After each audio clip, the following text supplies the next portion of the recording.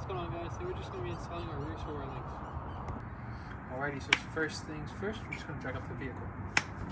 When you're jacking up the car, just make sure it's on the designated jacking point.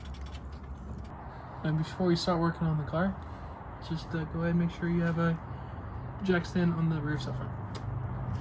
Now that we have the car up in the air, just go ahead and remove this 16 millimeter nut and this 18 millimeter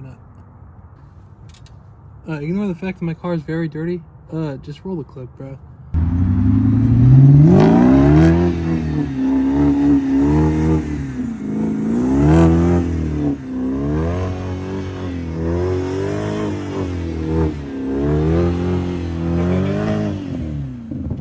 If the link joint internally is spinning when you're loosening this nut, just go ahead. You're going to need a T30 to assist you. Here's the old one versus the new one. You can tell the old one's worn out because it moves easily, and this one's just stiff. And then finally, just install it the same way you took it off, and then repeat on the other side. That'll be it for today's video. Make sure to like, comment, subscribe, and I'll see you guys in the next one. Peace.